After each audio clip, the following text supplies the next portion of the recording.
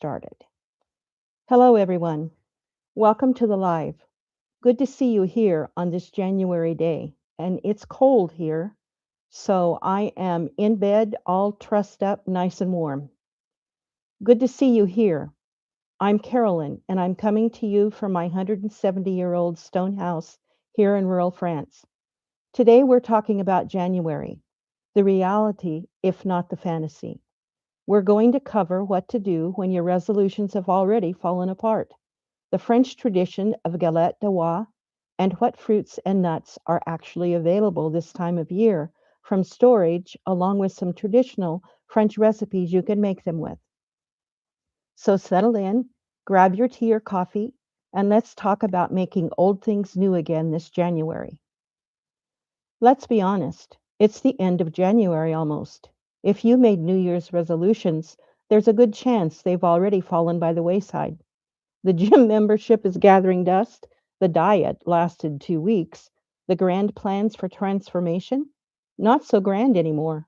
And here's what I want to tell you: that's completely normal, and it doesn't mean you failed. The problem with resolutions is that they're usually based on willpower and shame. I should lose weight.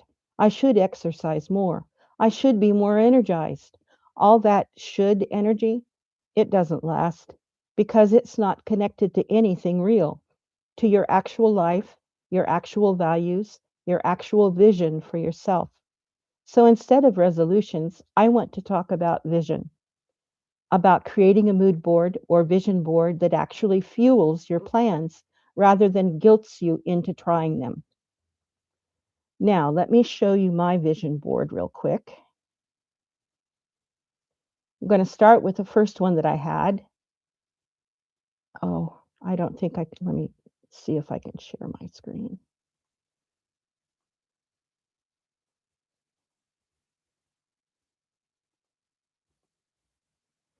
Oh boy.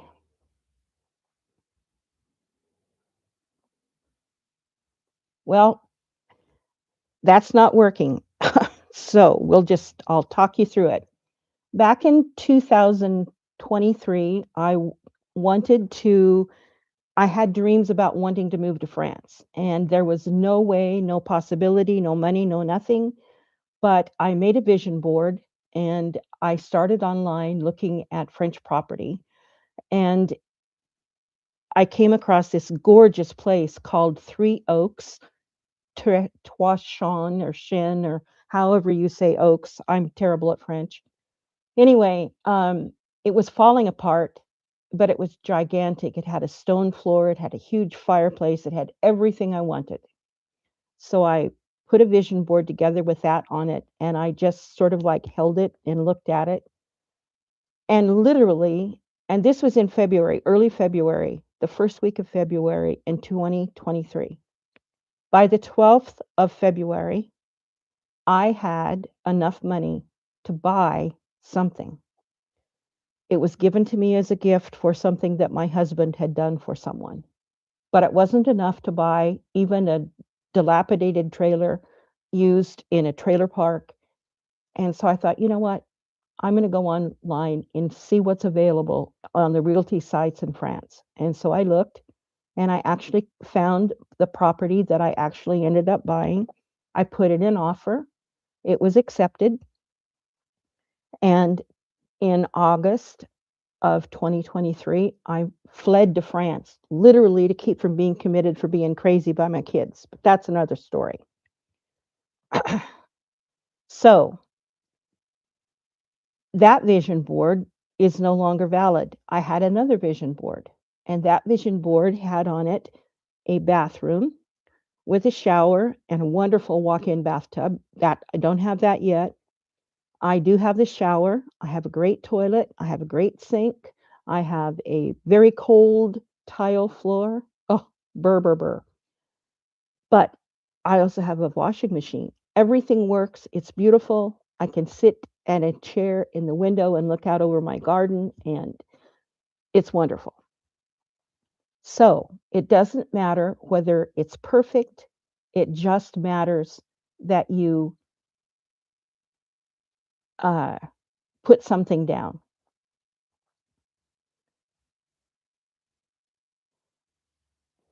And I want you to put inspirational images there as well as why.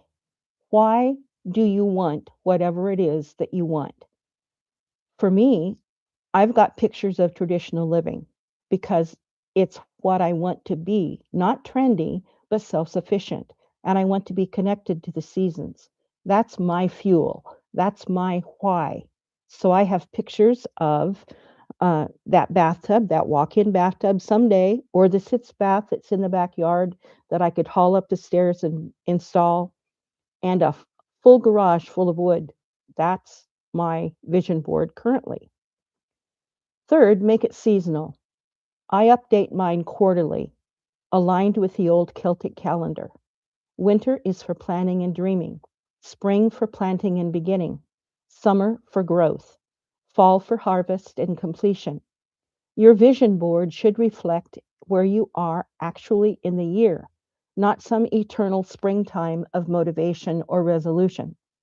Fourth, include the mundane. Yes, include your big dreams, but also include the daily habits that support them. I've got check the weather daily on mine because that's what living seasonally actually requires. It's not glamorous, but it's real. And here's the key: your vision board isn't about becoming someone else, it's about becoming more fully yourself.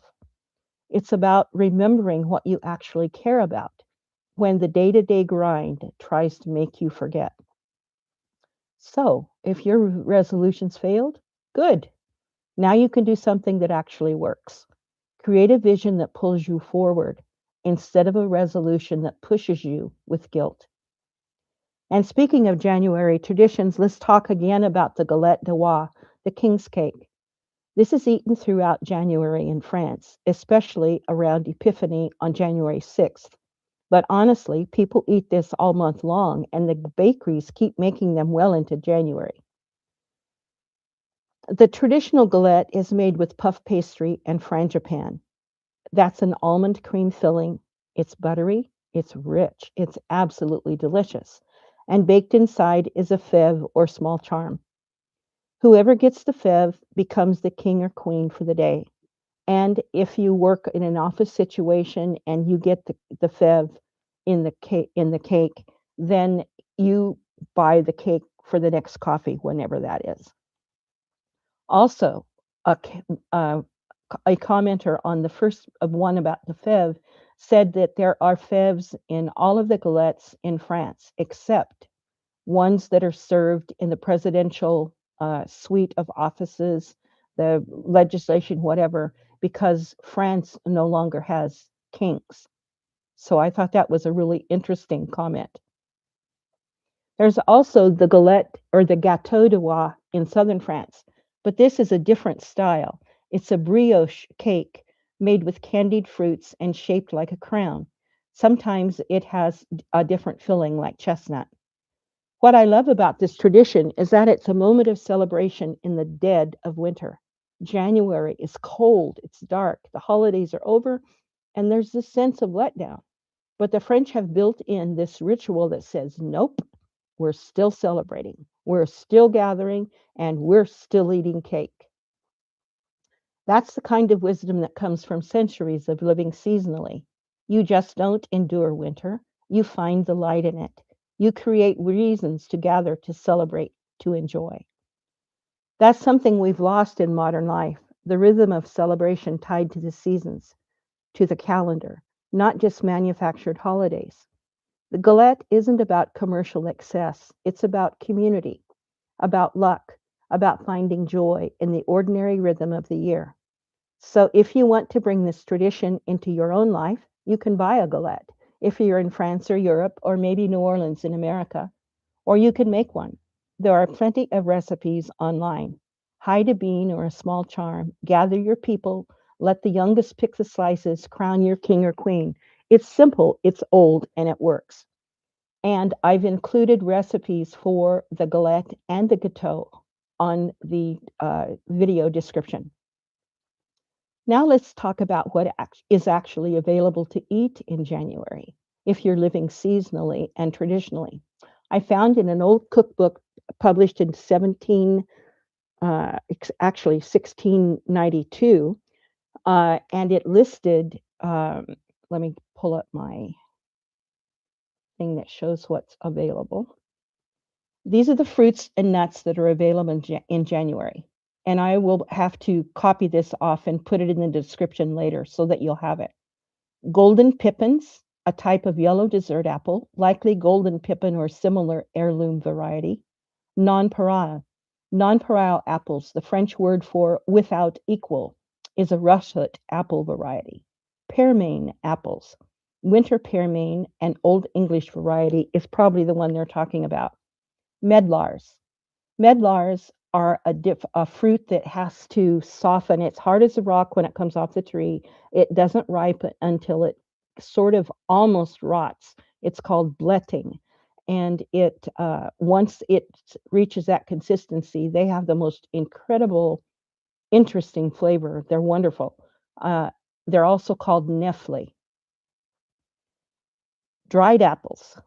So you would have had dried apples, chestnuts, royal pears, likely royal rousselet, Saint-Germain pears, another winter variety, winter Chaumontel, another French variety, Colmar, Doyen de Comis is another variety, rennets, any rennet apple, probably rennet, and russet apples. Those are the ones with that brown, spidery, veiny looking stuff on the outside.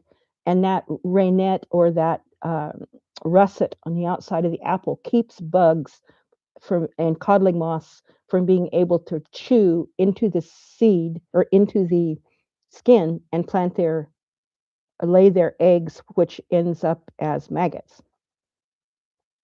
So these are all the types of fruits and nuts that would have been available in January.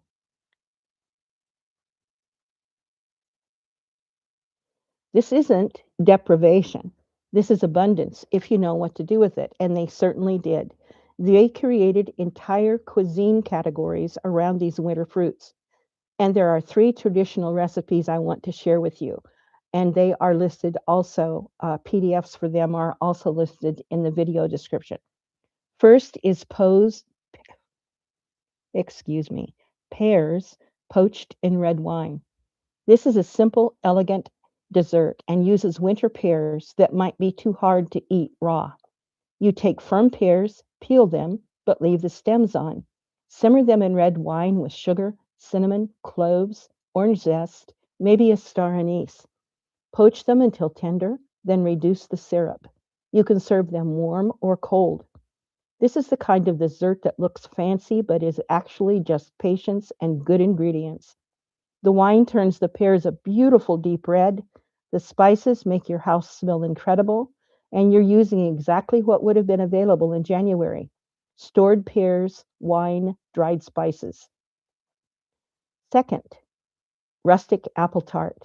Not a perfect, pristine tart, a rustic one. You roll out your pastry, puff pastry or short crust, whatever you have, even American apple pie crust.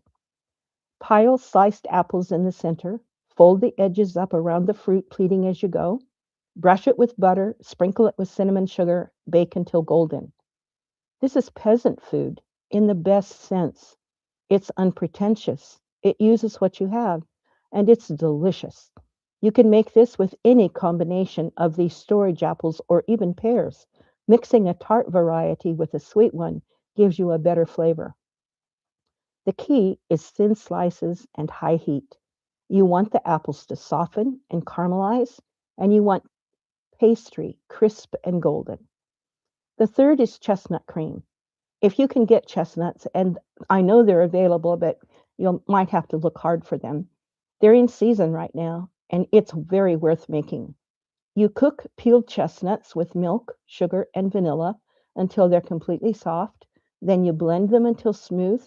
Cook them down until they're thick and spreadable, similar to Nutella.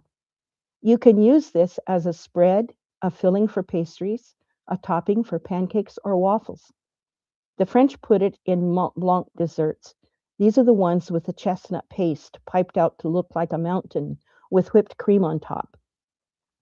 Chestnuts have this sweet, earthy flavor that's completely different from other nuts. and they're incredibly delicious. Nutritious, more like a starchy vegetable than a nut, actually. High in complex carbohydrates, low in fat, great in fiber. Our ancestors knew this. That's why chestnuts were a staple food in many parts of Europe. They could be dried and ground into flour, boiled like potatoes, roasted, or made into sweets like this. Now you might be thinking, Carolyn, I don't have access to heirloom varieties and fresh chestnuts. That's fine. The principle still applies. Use what stores well in your climate. Learn what's actually available in your region in January, not what's shipped from halfway around the world, but what stores from autumn. Maybe it's different apples and pears. Maybe it's different nuts. Maybe it's root vegetables or pumpkins. The point is to work with the season, not against it. That's where these old recipes teach us. They're not about exotic ingredients or complicated techniques. They're about what making the most of what you actually have when you actually have it. That's real seasonal eating. That's real traditional living. Not romanticized, not Instagram perfect, not cottage core, just practical wisdom that works. So there you have it. January as it actually is. Not the month of perfect new beginnings, but the month of keeping on when it's cold and dark, of finding celebration in simple traditions like Galette de Rois, or working with what's in storage rather than wishing for summer strawberries. Making old things new again. That's what we do here. If you want the recipes I mentioned today, check the video description. I've put together PDFs of the apple, pear, and chestnut recipes for you. Thank you for joining me on this live. And now let me look at the chat.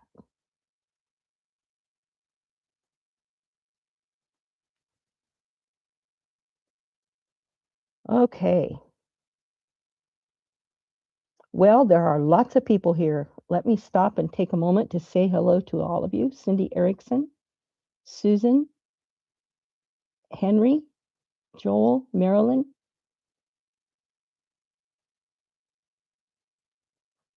Jean-Marc, good to see you again. Some of these names I recognize.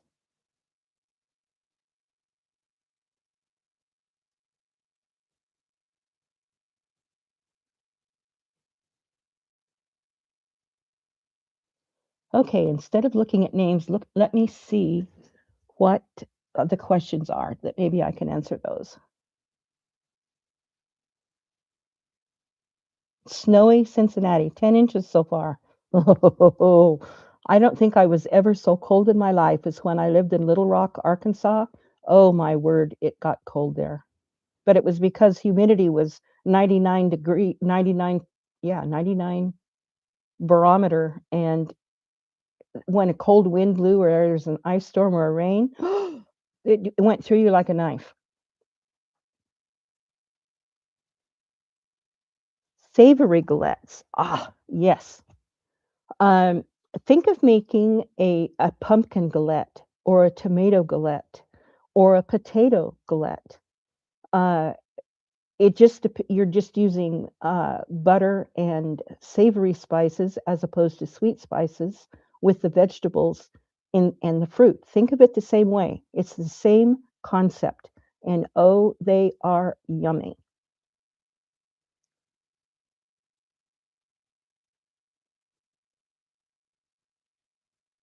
Yes, it is good to eat seasonal. It's much cheaper and it's actually much better for you.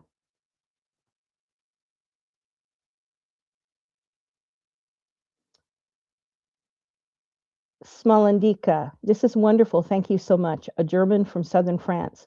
Love your channel. You guys, I love my channel too. When I consider that I will be 76 in about 6 weeks, and or no, I'll be 77. Excuse me, I'm going to lose a year here. I never would have had opportunities to do and share and be what I am without YouTube. YouTube is amazing. All of you guys who have the opportunity to come up with something to do on YouTube, I encourage you to do it.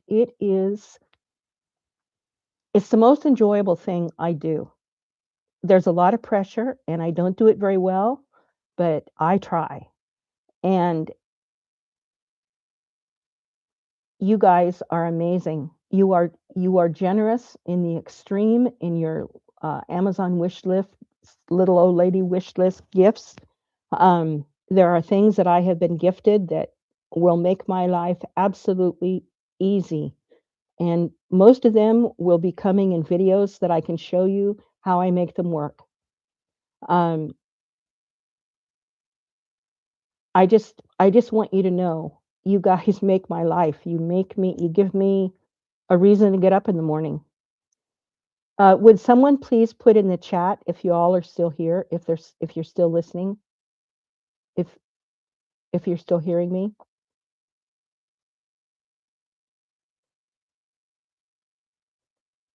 Do we still have people here? Yes. Okay, cool. Okay. Let's ask some questions, guys. Let me answer some questions.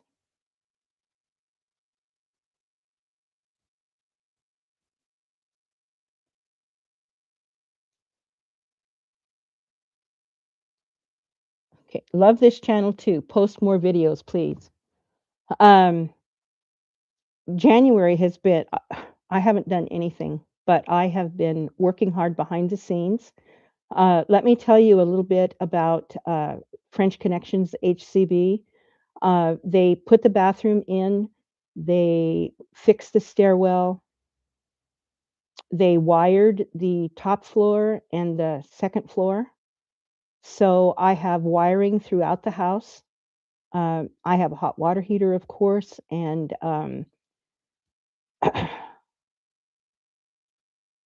they they did things that would have taken me 5 or 6 years to come up with the money to do on my own.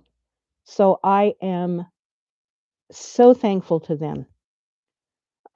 There will be a video of the what is going to be the guest room eventually, but right now it's got most of the things that are stored in it from things that they left me that I just need to find somebody to help me do what I can't reach up the wall on and install. They've installed the railings to put up sheetrock on the ceilings. They didn't get that completed, but the railings are there. The sheetrock is here. I have some extra plumbing paraphernalia. I have some extra wiring paraphernalia. Um, Hello, Nanad. I believe that's you. Uh, Thank you for coming. Um, and I've been given some incredible saws, a mini chainsaw and a mini uh, circular saw that are portable, battery operated. So there's a bunch of pallets and extra wood in the garage that I can take the mini circular saw to and actually cut them up into small enough pieces to go into the stove. There, the mini chainsaw, I can actually go out and finish chopping down the pieces of wood that are still standing upright in the yard. For some reason, when they were first doing the clearing, they they took all of the trees and wood to the déchetterie. I didn't realize they had done that, but that's okay. There's still enough little pieces of wood in the backyard that I can chop it down and have wood to burn. So I will be uh, doing some videos of me actually using the tools. I have decided that in the bedroom, or excuse me, in the living room or dining room, uh, the wall behind me is the séjour or living room wall. On the other side of that wall is the dining room and kitchen. In the dining room and kitchen, on the outside walls, I'm going to take the plaster off and repoint the stone. I absolutely love the look of pointed stone, but this wall behind me is these wooden uprights, and in between the wooden uprights is not torchie or cob, it is bricks, just bricks and a little bit of plaster. So this wall is the width of whatever the upright 2x4, the stud work behind me, it's only that thick. But the outside walls are 18 inches thick. So I'm going to take the plaster off the interior wall of the outside walls in both the séjour, this room that I'm currently in, and the one in the dining room, and point the stone. I think that's going to be a lot better. I am going to paint the woodwork, though, white. I'm not going to keep the brown of the beams and that sort of thing. I do have a working fire. It does work. It's my stove, the white wooden cook stove. It heats both rooms, but I did not get a chimney sweep in to give me the piece of paper that I must have, that if something were to happen in my house and I couldn't use my insurance if there was a problem with the burn, because I don't have the chimney sweep for this year. So I'm plenty warm. You don't have to worry about me. Oh, I don't want to remove those wooden supports behind me. Those are holding up the wall, and they're attached to the beam that's holding up the second floor or the first floor. So no, they have to stay. Really, they have to stay. But I actually like the look of the uprights with the plaster in between, but behind the green plaster, or the green paint over the white plaster over the bricks, it's only the width. The wall is only the width of a door jamb or the width of a brick. So, but it's plenty sturdy. I mean, it's very, very sturdy, but it doesn't require insulation or anything like that. Some pallets are treated with chemicals and not good to burn. I totally agree. Most of the ones that are in the garage are cheap pallets. They are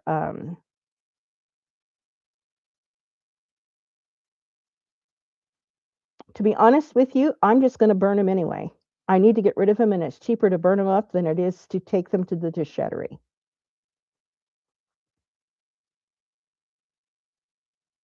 Yes, painting with lime is better than concrete. Uh, Whoever was working on this house, and when I start working on the séjour, there will be a video that describes it. But I can sit here and I can look in this direction at the window, and they have covered the granite upright stones and the bottom of the wall with concrete, they've plastered it with concrete. And as a result, the moisture is gathering, and I can actually see the moisture coming through the concrete. So that has to be chipped off of the granite and polished and pointed with lime, because it's gathering moisture. I've lived here almost 3 years, and it's getting worse and worse and worse. So that's something that I'm going to have to do. There are lots of local farmers with wood. Um, some of the rich people or aristocracy or petty aristocracy, or however you want to think about them, those people that actually live in the mini castles and the domains around here, actually kept their payments to the French government through the centuries. They made their money by selling firewood to peasants. They're still doing it. They're still selling firewood. And it's amazing to drive through the forest and see the piles of wood. And coming from the mountains of America in Idaho, we had a lot of forestry industry. In fact, when I was 18, I wanted to be a forest ranger. So sustainable timber harvesting, sustainable planting of trees, etc. I mean, that means a lot to me. And I am glad that people are able to make a living or pay their taxes or whatever by utilizing the forests. You wouldn't I live on the where I live actually smack dab in the middle of France is on the northeastern edge of the Massif Central. The forests here are amazing. There are sequoia, there are firs and spruce and larch and uh, pine and all kinds of different trees, gobs of chestnut trees, uh, hawthorns and ashes. And I haven't seen a lot of yew, but I'm sure there must be some around here. Um, so the forest products available are amazing. And if you don't clear your forests of undergrowth, you get bug problems and you get forest fire problems. So I'm glad to see that they're doing it. No, I do not have a dehumidifier. How are the pipes? The pipes are um, the pipes are fine. I actually put some pool noodle um, pipe wrapping things on my wish list, and somebody sent them to me, and so they have been installed on my pipes out in the garage. So whoever that I can't remember who it was that did that, but thank you so much. And that seemed to solve the problem. Uh, I don't think they would have frozen like they did had not the plumber who was here took a, I guess it's an overflow valve drip or whatever from the hot water heater that's installed on the wall. And there was a pipe that came off of it that dripped, a little drip, a little drip, a little drip. But the plumber installed that little drip right over the uh, pipe that comes in from the water main. And it just froze all the way down that. And so I had this cascading waterfall of ice that took me 2 days to unthaw. And once I got that unthawed, I undid the pipe and moved it over and turned it a different direction so that it would go away and have nowhere near the water pipes or nowhere near the water, its source or whatever. So it's amazing. Through my life, I have always watched what other people were doing, how they did handicrafts, how they used tools. Even if I, as a woman, didn't know how to use those tools, I enjoyed watching um, other people do whatever it is they do. And YouTube is incredible. There are some amazing YouTube castle and rural France renovation projects going on where the men involved in the videos actually teach you why and how you use this tool this way, why you use this type of whatever it is that you use. I eat those things up like chocolate. I mean, they are amazing. And I have learned so much. I can look at problems in my house and I know that given enough time and the correct tools and safety ways to reach what needs to be done, I can actually do what is required. Other than I can't lay sheetrock on a ceiling, I'm not even going to go there, but I can, with scaffolding and safety features, I can literally be the one to chip off everything and repoint it myself. I can do that. I know how to do it and I know why it should be done a certain way. So it's amazing what you can learn by just watching other people do. Pool noodles are almost as good as duct tape, Rick Flood. Yes, Rick, I totally agree. They definitely are. Solar panels. I am going to look into that. Um, I'm not sure because the the front of the house, you open the front door, you step out one 12-inch space, and you have about 16 inches before you're in the street. So the street is narrow, and most of the houses where my house are 3-story, or not, well, 3-story according to Americans, not according to French. There's a ground floor, a first floor, and a second floor or attic. And so the roofs, so the houses are tall. As a result, not much sun gets in the middle of the street. But last summer, it was hot enough in France that it cooked my window boxes. It boiled the plants in the window boxes. So the heat gets there, but I don't know if there's enough sun to have solar panels. I don't see that many solar panels on the houses, on the streets. I do see them in the country where the houses are out. They're not, there's room around the houses. They're not built right next to each other, which my house is semi-detached. It's a townhouse or a maison de ville, meaning at least one wall, one outer wall is attached to the house next door. And in my case, it's the wall that you all can't see that's actually attached to the neighbor's house. But I am definitely up for solar panels, even if I have to put an array in the back of the garden or in the middle of the garden, or build something like a pergola in the middle of the garden and install the panels on that, because I have 632 square meters of yard in back that is totally open, that I could literally have a solar panel farm going down one row. So I will look into that.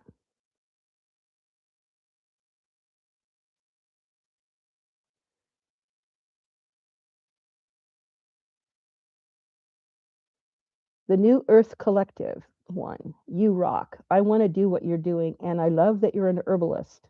I'm also a healer. Thank you for creating this channel and for sharing your processes and your cookbook. There is so much going on in this poor old head up here. I don't know if I'll ever get it all out before I croak, but let me tell you, I'm going to try. Again, I am so thankful that my brain still works and I don't have brain fog, and I can actually string 2 sentences together, and I can actually write 3 sentences together, and I can actually do things like that. I want to. I feel compelled to share what I know with whoever. Because if it isn't for the older generation sharing what we know, what are you younger guys going to do? I mean, some of you work with your hands, and you have jobs where you actually create things, so you know how to do things. But my grandkids, my great grandkids, are so hooked on uh, video games and their cell phone that I don't understand how they function in school. I don't, because they just, anyway, that's beside the point. If you know something and you know how to do something, find a way to share it. Somebody out there needs to know what you know.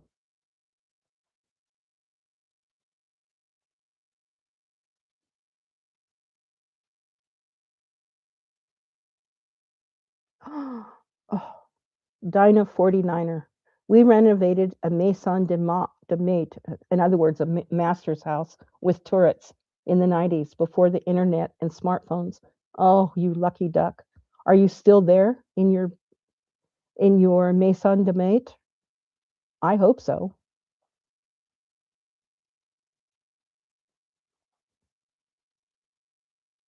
Okay, let me ask you this. Um, I have planned a couple of videos showing what the work that the men did here and showing what's still available to work with as far as tools and things that I can do and use. Um, I am going to go once the rain should stop in the next couple of weeks or so. February and March, first part of March, are usually pretty nice here, and I can go out and start making the paths and moving some dirt around. So I'll be videoing that. Um, would you like to see more cooking videos?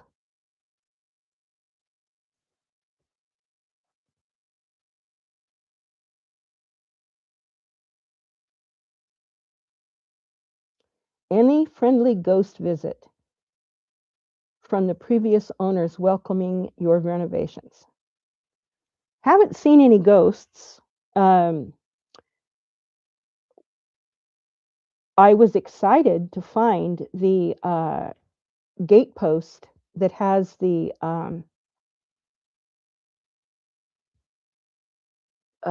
it, whatever it is, and it looks. Somebody said in the on the post that it looked like a cannon and a tricolor, which is the French flag, and I agree. I think that's probably what it is. So, in my mind, to me, that would say that when this house was built, the man who built the house must have been a Republican of the Republican persuasion in France at the time. Uh, my French history is so bad, I don't know whether that means he supported Napoleon or not, or whether he was a supporter of Charles X. I don't know. But anyway, I have not seen any other emblems emblazoned on gateposts here or corners of buildings or whatever here in town. I cannot imagine that I'm the only one that has something like that on my gate, but to me, I think it's wonderful. I really do. Um,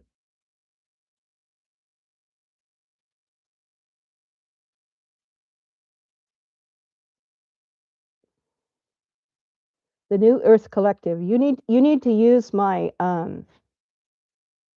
well, you probably don't need the HCB French Connections visa help to get your visa to come back to France if you are French.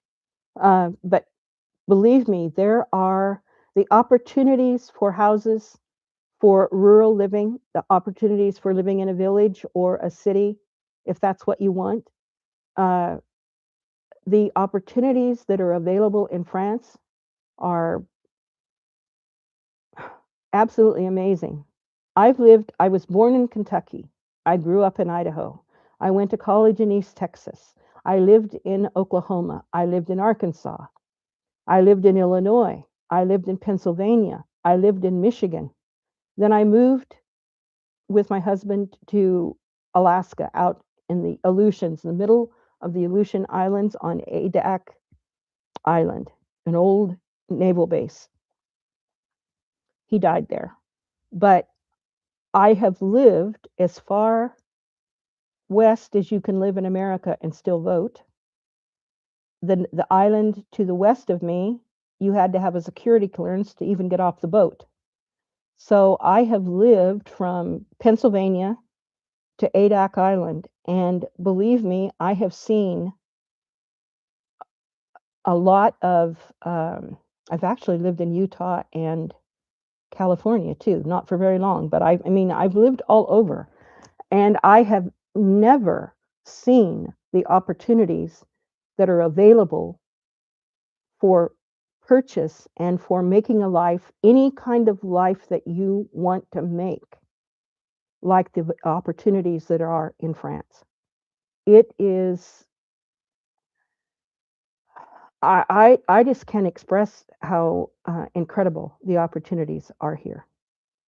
Yes, the language is difficult unless you already know it, but uh, indeed, I am still working on that. Thank goodness I'm over 65, so I don't have to know enough French to pass every whatever it is to get a visa. That's cool to me because my old phonics trained brain, my brain just goes on tilt when I look at a word, a French word with 15 letters, and you only say 8 of them. I just can't my mind can't compute that, I'm sorry. Oh, okay. I would enjoy more area videos. I love the driving video of your town and seeing the open market. Okay, there is a castle not too long far away, within 5 or 6 kilometers. There, which is a beautiful castle, by the way. Uh,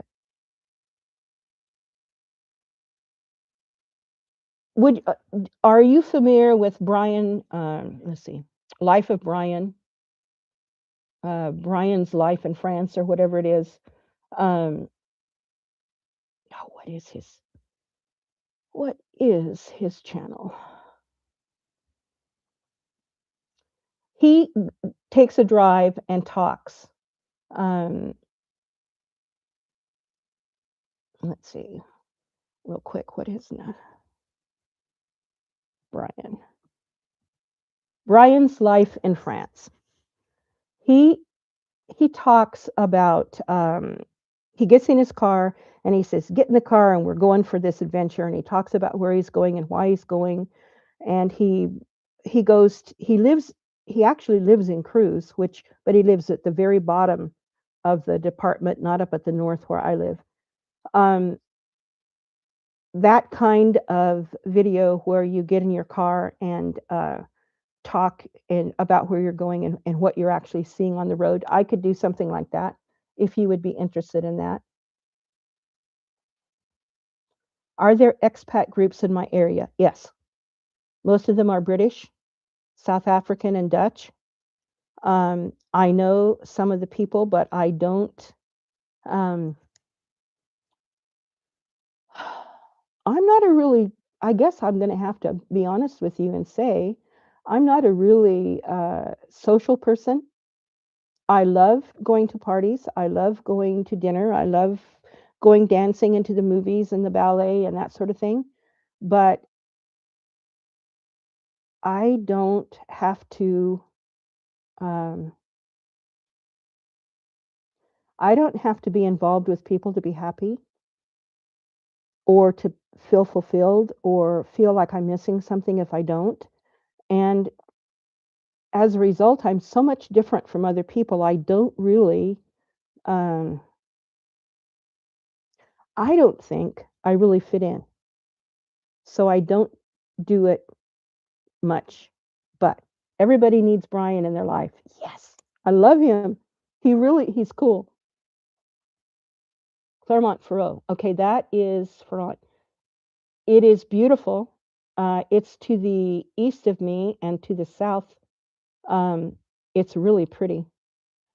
It has a black cathedral made out of black basalt. It looks like something out of a Harry Potter movie. I mean, it is a really interestingly beautiful church.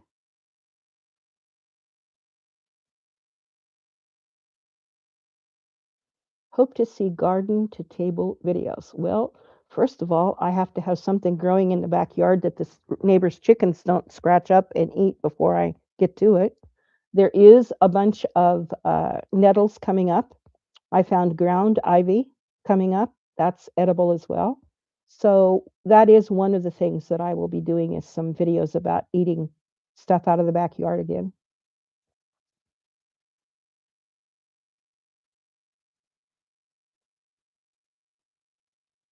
I actually have some people coming in on Wednesday and Thursday from San Francisco to visit me. They were here earlier in the summer and they are coming by for a day.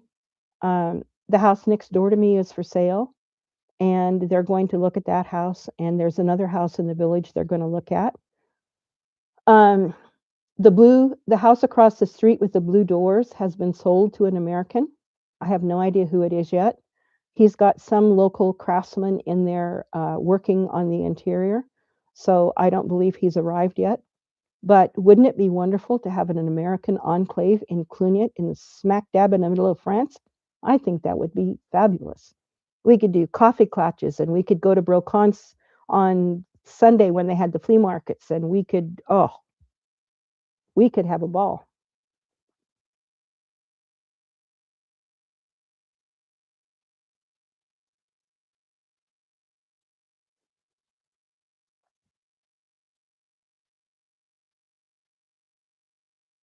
Oh, have I practiced with my drone? No, it's still over there in the box, but I've been thinking about plugging it in so it's all ready to go and going out in the backyard and trying it out. There's also uh, I want to say it's probably a rugby pitch or whatever. It's not a cricket pitch. It's a rugby field or wherever, a couple blocks away down past the church, where I probably could go out in the middle of the field and try flying it too. Um,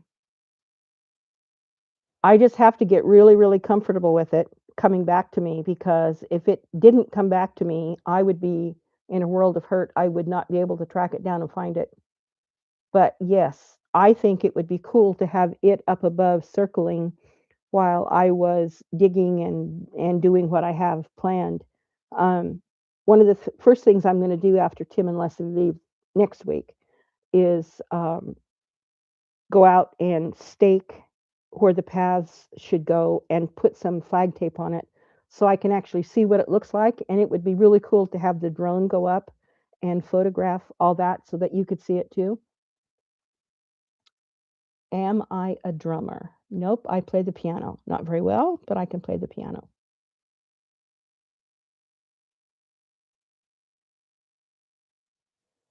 Uh, there are a lot of feral cats in the neighborhood. Um, I don't see that many little Tweety birds, but they don't do anything to the chickens. There's a gigantic rooster who he jumps literally jumps the fence and comes into the yard and pretty much takes over. And he and his six hens um, have pretty much scratched the entire yard up, which is cool because that keeps things from growing, which means that my weed patch hasn't started again yet too much. But if I really had something growing out there, it'd be gone. Currently, I have a small. You saw the video where some of you saw the video where I planted the flower bulbs, but I had to put wood over the top because, and then they come and they sit on top of the wood in the sun and preen their feathers. So eventually, I'm going to have to take the wood off, but hopefully the bulbs will have established enough roots that if the chickens uh, get squirrely, they won't be able to dig them all up. I would love to have a baby grand in this room. This is the séjour I'm sitting in. Um, oh, and after Tim and Leslie get here, I hope that I get to move upstairs into the what's supposed to be the bedroom. They're going to help me move some furniture. So it will be so nice to work on the ground floor and then repair upstairs at night to go to bed and have an actual bedroom to sleep in instead of having everything in the living room, storage room, whatever this room is, it has been. That will be so nice. And then I can work on this room and make it ready for company. And then y'all can come by anytime you want.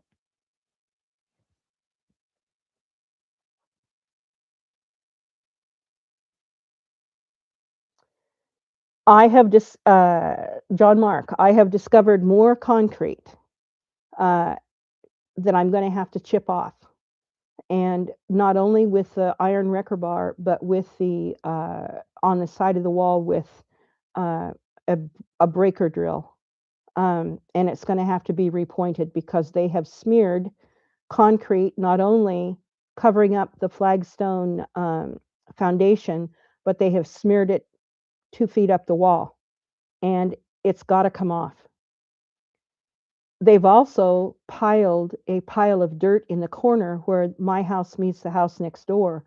So that's just gathering even more damp, even more damp. And so that I literally have to dig up that dirt, sift it through a sieve because it's full of all kinds of crap, and use the good dirt or the sifted dirt on the beds or in the paths and throw the crap away. So there's a three piles of that sort of stuff in the corners of the property that I'm going to have to go through and do. But yes, Yes, you may come visit anytime you want to visit. You can come for coffee or tea.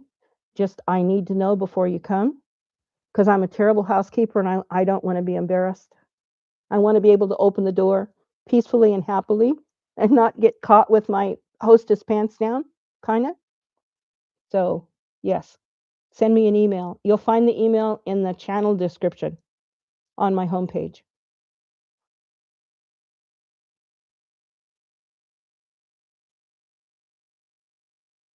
I would love some help with the grunt work, but again, send me an email. We'll see.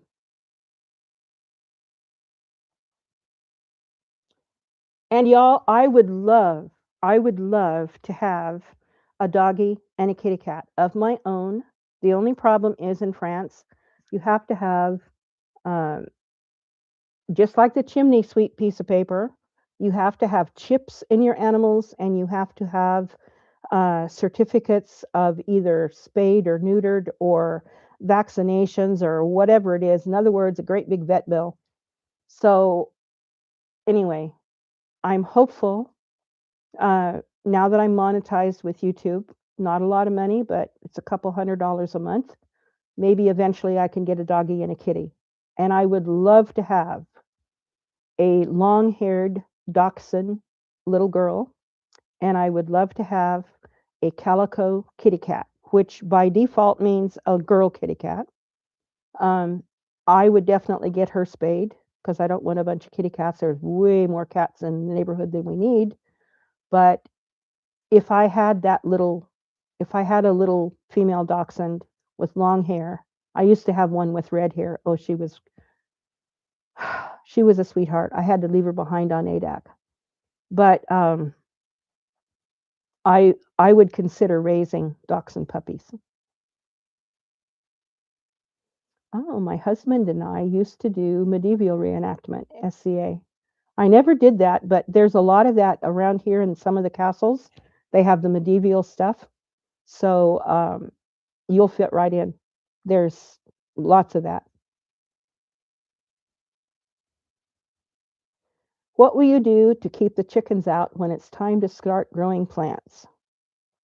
Well, I can't keep them out of the garden except if I shoot them and eat them. So I'm going to have to put up chicken wire, uh, fence posts, and chicken wire on the raised beds to keep them out because they will get in there and ruin everything. I don't care if they get in the paths; they can scratch the paths up all they want.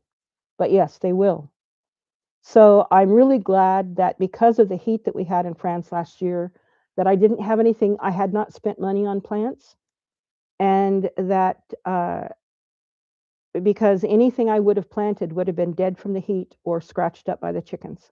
So I'm working on acquiring chicken wire and fence posts, and which means I'll have to get a fence post pounder thingamajigger to knock the posts into the wall or into the ground.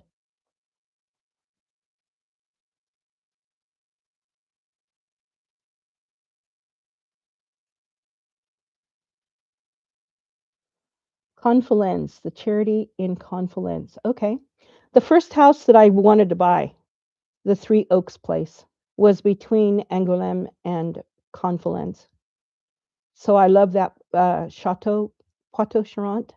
Um, Beautiful country, gorgeous country, much flatter than here. We have hills, some hills here, but I will look into that.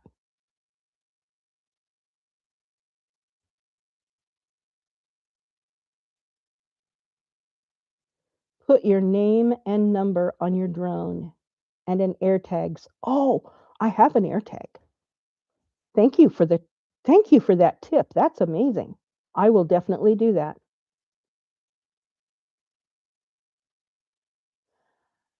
Do I get mice?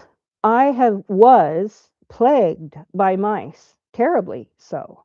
I mean, they were everywhere. They would come across the floor and I would sit here and I would look down and there would be one on the floor looking up at me, or I would be on my deal table in the kitchen and they would come up the deal table leg and look at me from the corner of the table. I mean, they were terrible. But since the workers were here, I haven't seen a single mouse. Now, I don't know what they did. They may have laid uh, some sort of poison or whatever. I have traps, and I don't mind trapping them and, getting rid of them. I don't have a problem with that at all. But I haven't seen a mouse since the men were here. I don't know whether they scared them off or what. But yes, the mice are plagues. They're terrible. Nope, I don't want to do woof. Um, I I like my privacy, and it's my house. Um, when I get the guest room ready and I have relatives or friends or y'all come by and stay for a weekend or whatever, that's a different story. But no, I don't. I like to stay up till 4 in the morning and binging on Netflix or working on a project, and I want to sleep until 11 the next day, and I would not be a good host or whatever for someone from Wolf.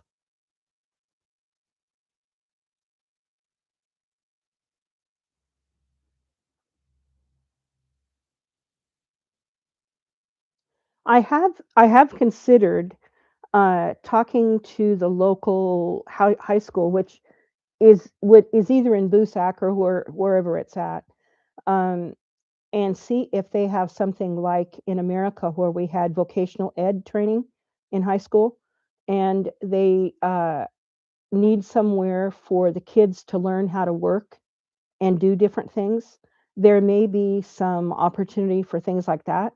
There are a couple of agricultural colleges as well in the surrounding area, not too far away, that there may be some opportunities to talk to the teachers to see if that would be available to have, kids earn credit by doing work, whatever.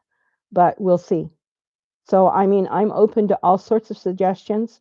I just don't I don't feel comfortable, and I really don't want uh, live-in workers. Um, again, as I said, once I get the guest room up and running, uh, having someone come by and spend a weekend or 2 or 3 days, that's a totally different story. Um, it's probably going to be available a lot because my kids probably will never come, but that's okay. That's their loss. They have no idea what they're missing out on. But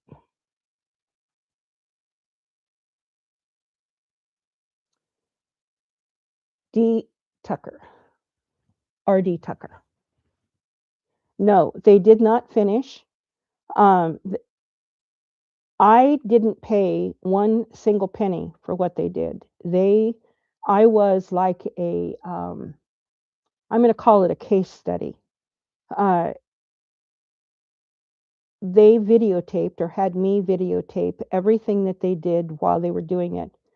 And I turned those videotapes over to them. Uh, they were doing it to highlight and show what their renovation group partner was capable of. And I had no idea what to expect when the first day they came. They came on the 13th of October, and about 15 men dressed in black, literally dressed in black. That's what the uniforms were. Walked in the door. Most of them could not speak English one word. Some of them could speak a little. Um, so we communicated on the translate thing, but they set to work. They got along well with each other. They were respectful to me. Their work ethic was amazing. I mean, whoa. They worked from 7 in the morning until 4:30 in the afternoon. They barely took off time for lunch. They There was no coarse language, although how was I to know if it was or wasn't, because most of them spoke Albanian or something else. But I mean, the way that they treated each other, the way that they treated me, the quality of the work that they did was absolutely amazing. I am ever so pleased with the work that they did. but they had, because they were paying for it, they had a limited budget. They bought a whole bunch of uh, material, tiles, beams, uh, electrical, plumbing, plaster, spackle, all that sort of stuff is in the garage and on above me in the guest room. So everything that they did finish functions completely and the way it should, but they had plans to do more. They ran out of money on the project.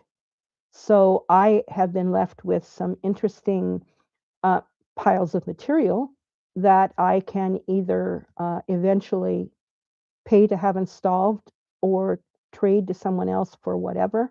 So it's, you know, I'm happy. They did a marvelous job. And I mean, the fact that they offered to do it for me was totally out of the blue. I didn't ask for it. But I'll tell you the honest truth. I think the reason they felt almost compelled to do so was because the second interview that they came and taped for me, the first one with Lizzie in May, that's got well over 1 million views. I mean, almost 1.4 million views. And my story appealed to, I mean, the masses, not just women, but men too, not just old people, but young people. I mean, it's amazing. And then this other interview that I did is well up in the thousands as well. So I'm like a walking advertisement for what they can do. But I'm very thankful that they were so generous and so um, I'm just so thankful for what they did for me. It was amazing. I haven't done a video of the work that they did do. I have taken all of the video that I have access to, and I'm trying to string it together in some sort of video to share. But you guys, I'm awful at video uh, editing. My videos are made pretty much in Canva, and they're either talking head or voiceover with lots of PowerPoint type stuff because that's all I really know how to do.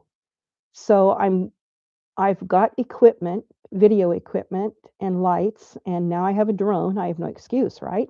I must get out and do some things. So uh, I will work on it. But yes, I do have some video footage that I can show as they were working, and I will show what they have done.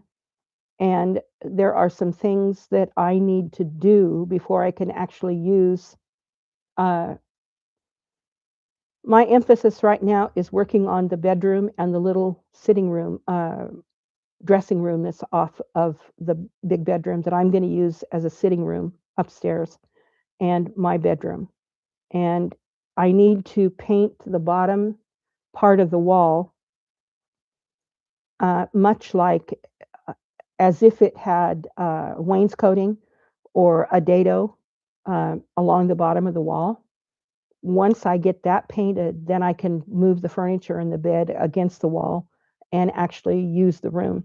So when Tim and Leslie are here this week and help me move the furniture, the bedroom furniture upstairs, I will get that room videoed and show you the before and after, and the bathroom as well.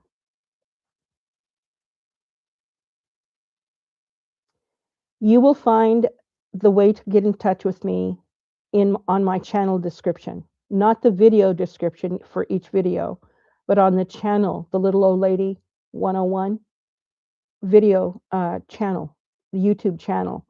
It's in the information just under the banner. And otherwise, let me put my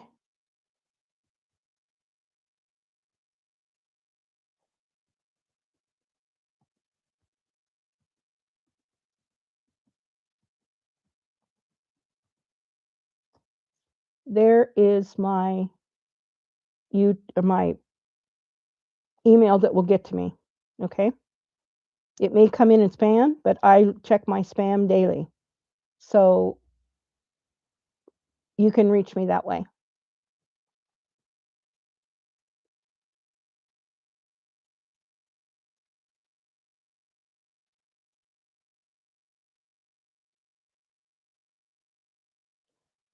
Saint Sylvain Bas de Rock. I'll have to look that up. What department is Sylvain Bas de Rock in?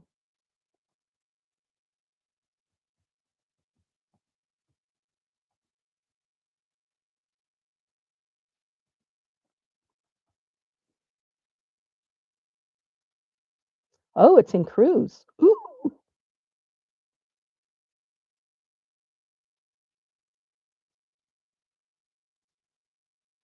Huh.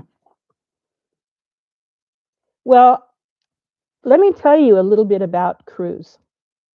Cruz department is the second least populated department in France. Um,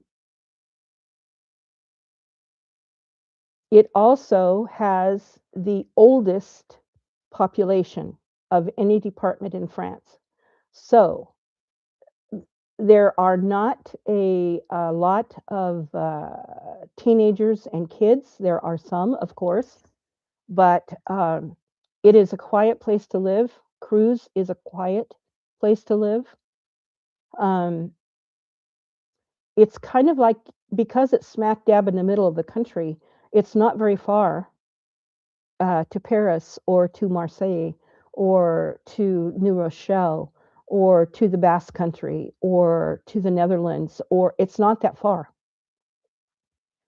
If you want to go to the Alps, it's not that far. Okay. So I love, oh, it's below Boussac. Um,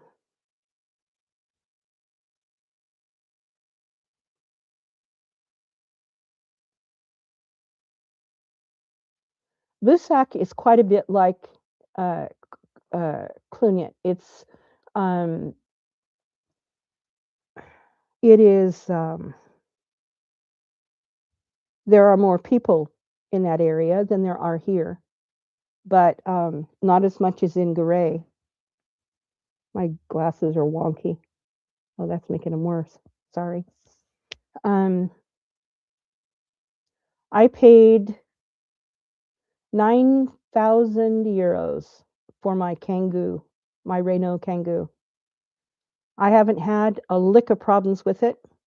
Uh, I've had to air up the front left tire once. Um, starts, runs, great. Love it. Near Boussac. Yes. You will love it if that's where it's close to. It sounds like it's up in the hills to the southeast of Boussac, which would be east of me. And it's hilly country, but it's beautiful. It's absolutely gorgeous over there. Lyon is beautiful too. Cruz is humid. It's not dry. Um, I haven't been to Normandy yet. I haven't been to Saint Michel, but I would love to go. There is public transportation. There is a great big bus, like a Greyhound bus, that goes through at 7 in the morning and 7 at night, and I have seen it at various other times during the day as well. And then there are also what I call, in America, they would have been handicap buses, where they would have taken 20 people with wheelchairs. That's um, length of bus, about 2/3 the size of a Greyhound. Um, they they go past both ways all day long. So I don't know where they go. I've never got on them, but there are big buses and medium-sized buses that go by all day long. The short bus. Oh,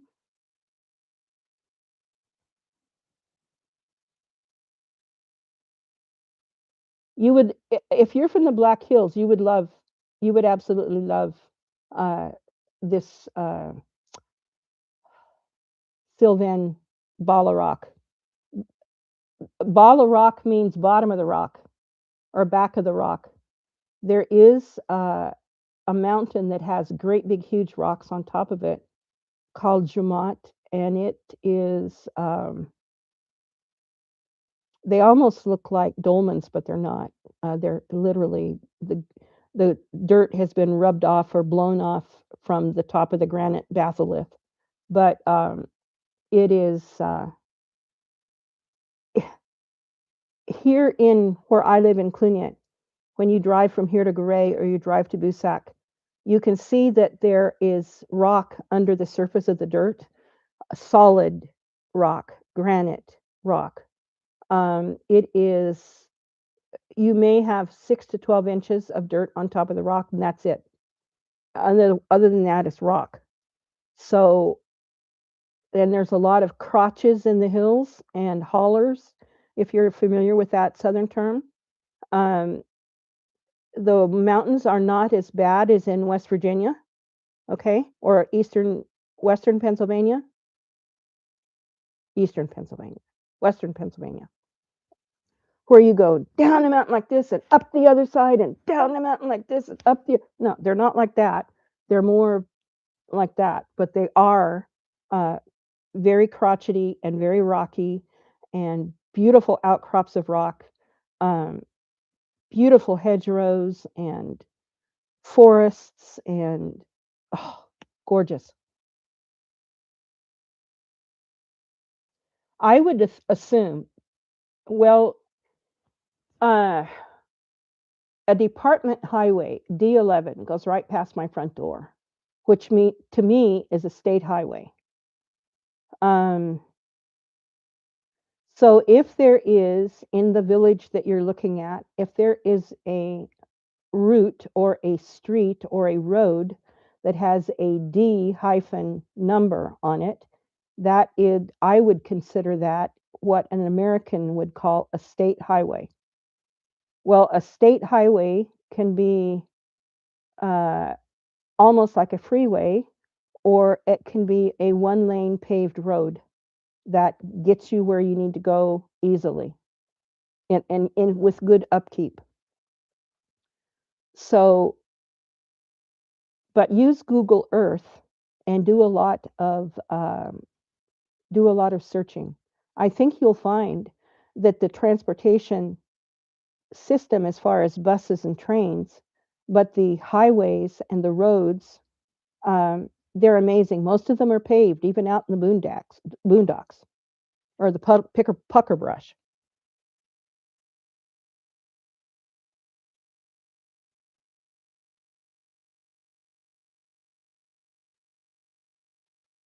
I seriously don't think you will have a problem with transportation. Um, and there are taxis that run all over the place, private taxis, I guess like Uber or whatever, but they have a sign on top of the car, taxi, and they're all over the place. So you in America, we're used to driving everywhere all the time. Just we just get in the car and go. I don't think they do that much here, unless you're going to the bread store. And then when I consider the bread store across the street and the little old men and ladies that come there every single day, 6 days a week to buy their bread, um, I'm sorry, but I'm not going to spend that much money for gas and time and to buy the bread on top of that. I can make my own. Now, I would love to learn how to make real good French sourdough, peluche type bread. I love that stuff.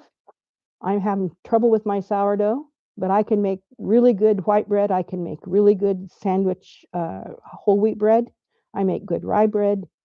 I make good old American bread.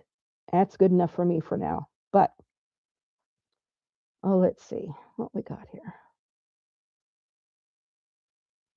There are toll roads, mostly on the bigger, uh, like I think the A roads when they say A, that they're a toll road or a through what we would call the freeway system or a toll road in America. I think those are the A roads. And I drove one of those south from Paris when I came.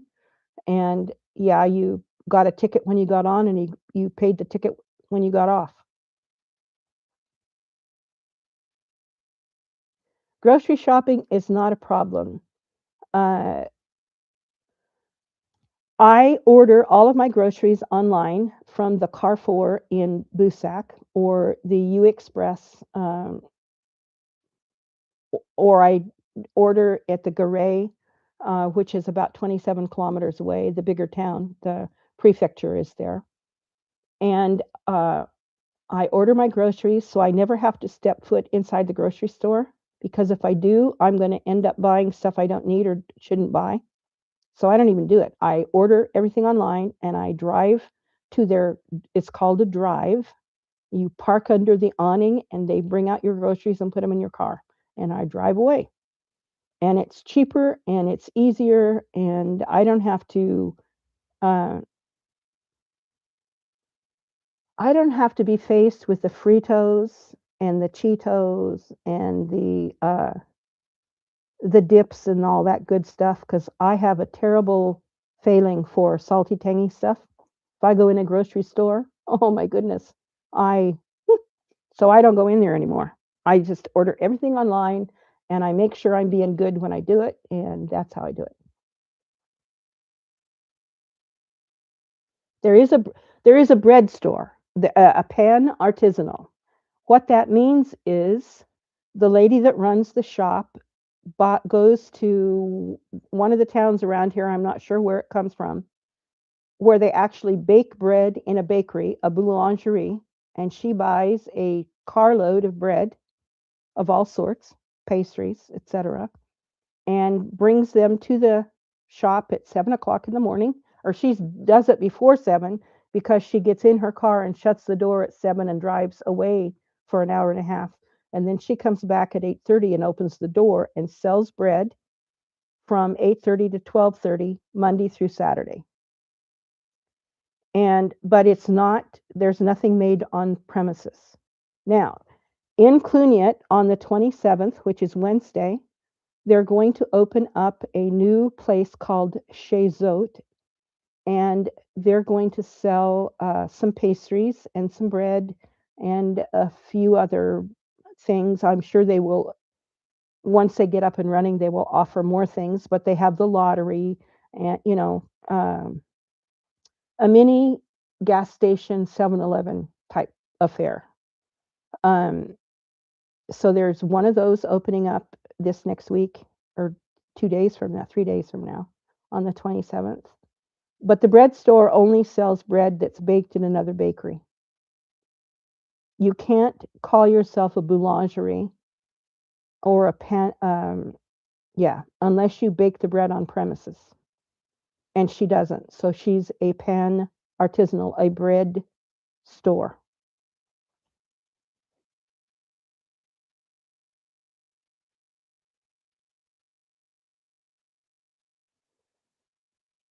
Making bread is a piece of cake, you guys. It really is. And the more you make it, the easier it gets. And eventually, you will be able to feel uh, how the bread, whether it's going to be good or bad, or it's too dry or too wet or whatever, you will get in touch with your bread. It's almost like an extension of your hands. And it is such a pleasure. It is um, it feeds your soul to make bread. Okay. I don't care what kind it is. There's just something about putting ingredients together and baking it and slicing the bread and getting it warm out of the oven. And you're not supposed to cut it till it's cold. Who does that, right? I mean, the hot piece of heel with butter melting on it at the end of when it comes out of the oven, that's why you bake bread, right? Anyway,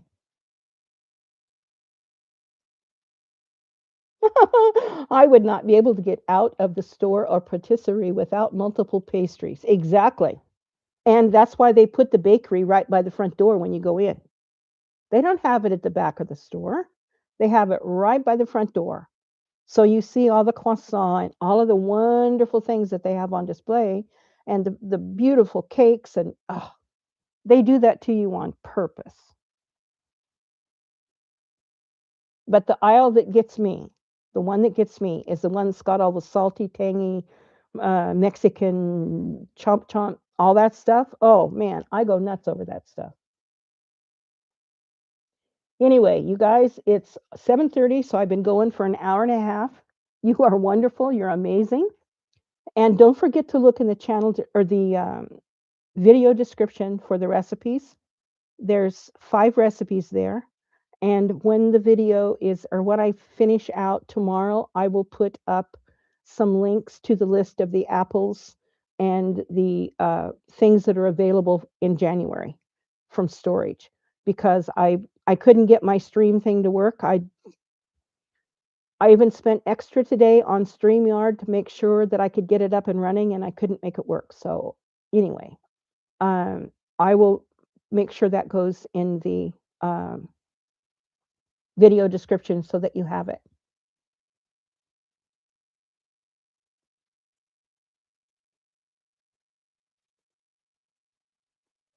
All right, you guys, thank you so much.